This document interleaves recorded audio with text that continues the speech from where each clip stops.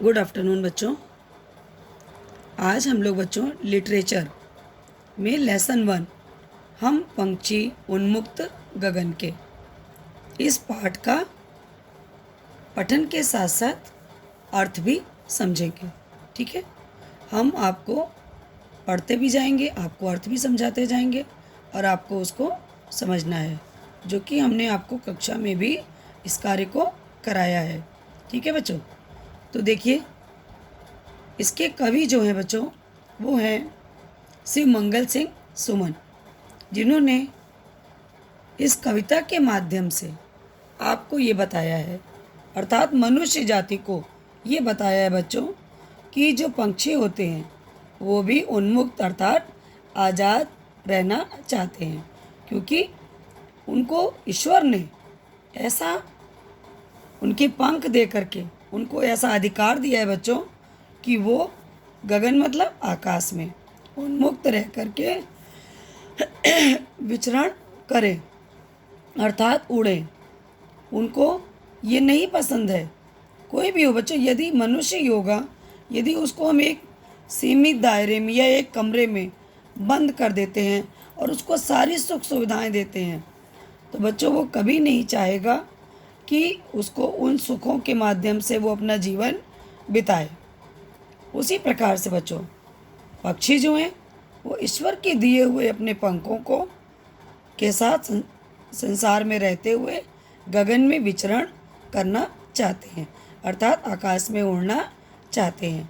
क्योंकि आकाश में उड़ते हुए बच्चों उनको तरह तरह की चीज़ें, वस्तुएं, नदी, समुद्र, पहाड़, प्रत्येक स्थान पे वो जा सकते हैं, उनकी सैर कर सकते हैं। और यदि उन्हें कैद कर दिया जाएगा तो ये उनको भी पसंद नहीं है। इसी भाव को ध्यान में रखते हुए शिव मंगल जी ने आपके लिए ये कविता लिखी है कि हम पंछी उन्मुक्त गगन के।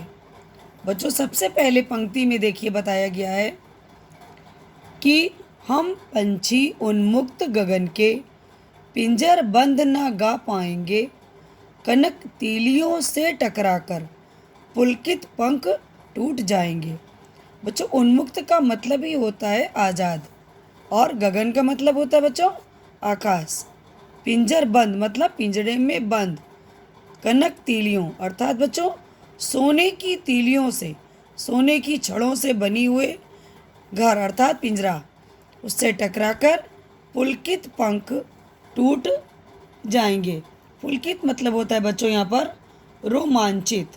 ठीक है, तो बच्चों आपको इन पंक्तियों के माध्यम से कवि बता रहे हैं कि पक्षी क्या कह रहे हैं। कह रहे हैं कि हम खुले आसमान में उड़ने वाले पक्षी हैं, पिंजरे में कैद होकर हम अपने मधुर गान को नहीं गा पाएंगे। भले ही वो पिंजरा बच्चों सोने का ही क्यों ना बना हो, हमारे जो रोमांचित पंख हैं वो पिंजरे में लगी हुई इन सोने की छड़ों से टकराकर टूट जाएंगे। फिर देखिए नेक्स्ट लाइन है, हम बहता जल पीने वाले मर जाएंगे भूखे प्यासे, कहीं भली है कटुक निबोरी कनक कटोरी की मैदा से। अब क्या बता रहे हैं बच्चों कि हम बहता जल पीने वाले, अर्थात बच्चों नदियों झरनों का जो बहता हुआ जल है, पक्षी क्या कहते हैं कि हम उस जल को पीने वाले हैं, है ना। और इन पक्षी कह रहे बच्चों कि पिंजरे में कैद होकर हम जो है भूख प्यास से मर जाएंगे, इसलिए हमारे लिए पिंजरे में रखी हुई बच्चों सोने की जो कटोरी है उसमें कितना भी स्वादिष्ट भोजन अर्थात मैदा सा यहाँ दिया है उन्होंने बच्चों, इसके लिए उदाहरण कि मैदा भी मुझे खाने के लिए मिले, परंतु हमें वो पसंद नहीं है, हम उसे नहीं खाएंगे, बल्कि क्या करेंगे, हमें पक्षी हैं, हम अगर आज़ाद रहेंगे तो हमें निबोरी, निबोरी मतलब होता है कि नीम का फल। ठीक है बच्चों, नीम के पेड़ में ये छोटे छोटे फल लगे होते हैं और ये काफ़ी कड़वे भी होते हैं, ये कुछ कुछ औषधि के काम में भी आते हैं बच्चों। तो पक्षी का कहना है बच्चों कि हम उन कड़वी नीम के फलों को खा लेंगे, लेकिन सोने की कटोरी में रखी हुए मैदा को नहीं खाएंगे। तो बच्चों आप इस भाव को समझ रहे हैं।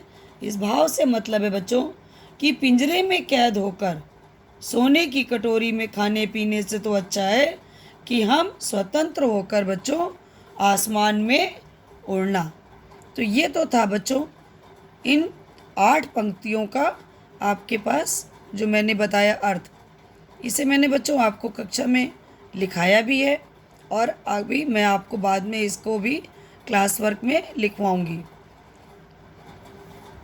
इसकी ठीक है बच्चों, आज की वीडियो का कार्यक्रम यहीं तक बच्चों समाप्त करती हूँ और अब हम लोग कल क्लास वर्क में मिलेंगे। क्लास वर्क में जितना मैंने आपको आज समझाया है उन्हीं पंक्तियों के अर्थ के साथ संदर्भ सहित अर्थ आपको मैं कराऊंगी। थैंक यू बच्चों।